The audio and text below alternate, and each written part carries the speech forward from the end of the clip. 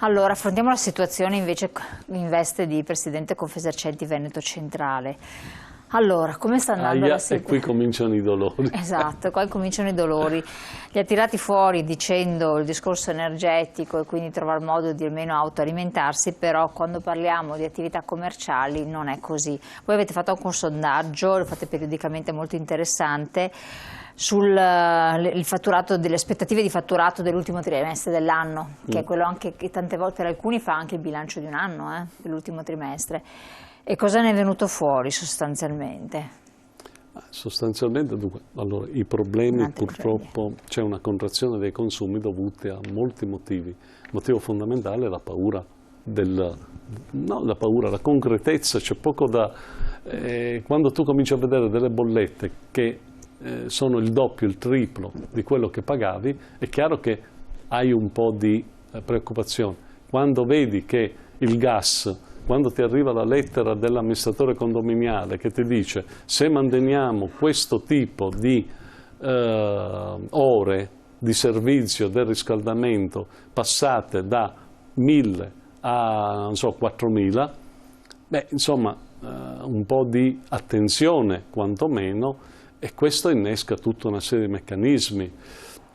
Se poi pensiamo, i dati sono di questi giorni, l'inflazione al 9%, 8,9%, è un'inflazione che non conosciamo da 25 anni, 30 anni, e questa volta è data da come dire, da un blocco energetico forte, cioè l'incremento inflattivo l'ha generato soprattutto l'aspetto energetico.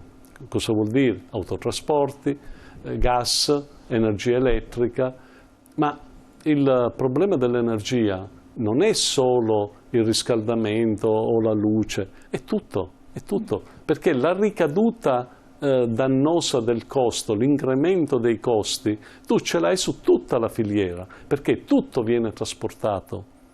C'è una logistica, c'è una movimentazione merci, e se aumenta il gasolio, sì, i camion costa di più farli girare, c'è poco da discutere. È tutto un insieme che costa di più l'energia per i frigoriferi, costa di più l'energia per i fornai, per un forno, ci sono forni da 50 kW, cioè forse non ci rendiamo conto, ma spesso l'energia è fulcrale. Ecco perché dico, è stata una roba assurda essere arrivati a questa situazione senza una diversificazione dell'approvvigionamento energetico. Noi avremmo dovuto continuare, cioè quello che stiamo iniziando o pensando di fare, cioè il fotovoltaico anziché l'eolico, anziché...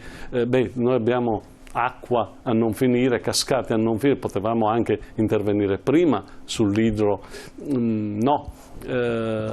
il solare. Quale nazione è più favorita? Noi abbiamo delle aree in meridione, ma insomma tutta l'Italia. Bene, siamo stati fermi, abbiamo aspettato, ma anche quando c'è stato il referendum sull'atomo, sulle centrali nucleari, anche lì andava forse fatto un ragionamento con più attenzione, cioè attenzione senza lavorare solo, cioè come ha fatto la Francia, però un minimo di diversificazione delle varie fonti forse non sarebbe stato sbagliato, come non sarebbe stato sbagliato pensare al gas anche da altre aree. Per esempio la TAP non porta su gas, ne porta pochissimo, o niente o pochissimo, potrebbe...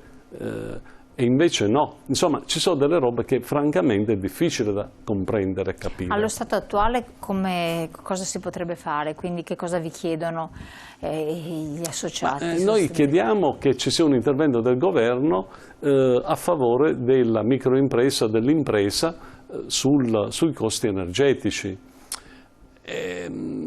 Però non può durare all'infinito una roba del genere. È chiaro che bisogna intervenire in maniera forte nel, come dire, intervento d'emergenza.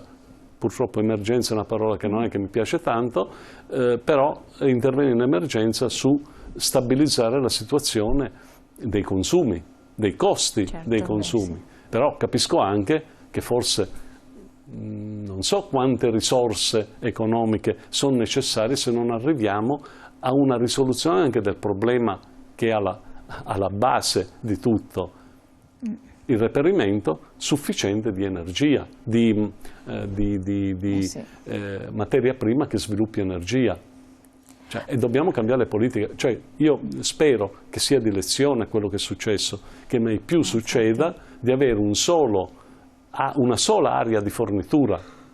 Infatti, questo assolutamente. L'altra cosa che pesa molto è il discorso della carenza di manodopera, che adesso bisogna vedere se poi si riesce a mantenere e anche ad assumere nuove figure, qualificata possibilmente, quindi non delle persone così a caso, che possano acquisire qualificazione e desiderose di mantenere il posto di lavoro, perché poi anche i giovani molte volte transitano rapidamente.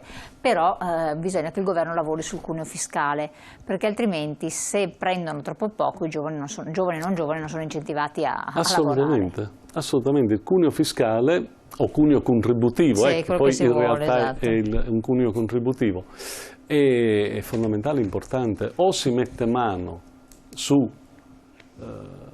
questa questione, magari in parti, cioè 2/3 ai lavoratori, 1/3 all'impresa, però bisogna intervenire anche là. Poi sul tema lavoro purtroppo abbiamo altri problemi.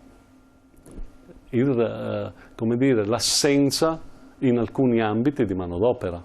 Infatti. È un'assenza si vede dappertutto, cercasi commesso, cercasi commessa, cercasi addetto. Ma da tante cose che stanno succedendo, non dimentichiamolo. Quello che sta succedendo nell'edilizia è uno dei motivi. C'è una grande domanda da parte dell'edilizia. Perché? Perché c'è il 110%, per cui bisogna soddisfare determinate tempistiche e determinate... non mi pronuncio sulla cosa, però ha drenato quantomeno forza lavoro. Altra forza del lavoro è stata drenata, ahimè, anche per certi versi dal reddito di cittadinanza.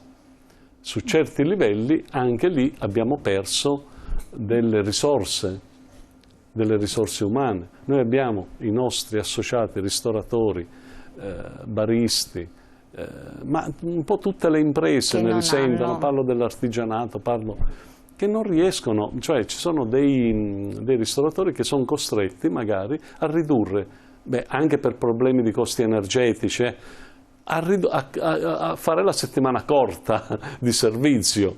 Certo. Ecco, questi sono problemi che insomma vanno in qualche modo affrontati e risolti. Quando io a suo tempo, in merito al reddito di cittadinanza, che poi il reddito di cittadinanza, visto come assistenza sociale a determinate aree, a determinati ambiti, è giustissimo, assolutamente, non neanche lo discuto, ma sull'ambito lavoro invece è diverso il discorso, perché non puoi far passare un concetto che i soldi si possono avere anche senza lavorare, e per i giovani è deleterio. È un messaggio. E poi, io dicevo, il reddito di cittadinanza, benissimo, diamo quel contributo alle imprese che mettono la differenza e assumono una persona. Questo risolveva anche dei problemi. Assolutamente sì. Vediamo se la regia mi può rimettere in onda il messaggio di prima, che non sono riuscita a leggerlo. Ha ragione il suo ospite, la fiera è un momento di comunità ed è indispensabile farle in presenza. Le relazioni interpersonali fanno parte del modello di business italiano, scrive Giovanni. E si sono anche incontri effettivamente su motivi. Sì, no, ma è importantissimo. Ringrazio perché ha centrato perfettamente oggettivamente. È un momento di incontro, le fiere sono fatte per incontrarsi, è un momento di aggregazione anche sociale, ma di scambio di opinioni, scambio intellettuale, ma è questo che vuole essere anche la futura fiera di Padova, anche un momento di incontro e di scambio intellettuale, di cultura, di conoscenza, di innovazione. ma anche poi, tra virgolette, toccare con mano, c'è ancora il discorso del rendersi conto. Un'ultima cosa, tra le richieste da parte della categoria è emerso il taglio dell'IRPEF, però si va verso un IRPEF regionale e un IRPEF comunale, a quanto sembra, è così? Se ti riferisci alla nuova imposta regionale, all'addizionale IRPEF, allora, francamente meglio sarebbe che non ci fosse in questo momento, però in effetti il Veneto è l'unica regione che non ha applicato un'addizionale IRPEF. Allora, se proprio si deve applicare, io dico, non usiamolo in una sola direzione, la direzione del sociale. Pensiamo anche alle microattività, pensiamo anche a intervenire a favore della piccola impresa che svolge anch'essa una funzione sociale. Certo, sotto che dopo la coperta è corta, perché quello è.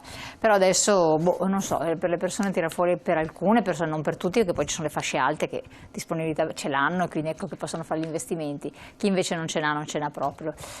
E sempre più questa fascia di persone. Siamo arrivati al termine, Presidente. Noi la ringraziamo, le auguriamo buon lavoro, perché prossima sarà Antiquaria e Arte Padova, se non erro, quindi avrà questi ulteriori impegni, e poi naturalmente sempre con l'associazione di categoria. Ringraziamo voi di aver partecipato e noi ci vediamo naturalmente domani. Grazie e buon proseguimento.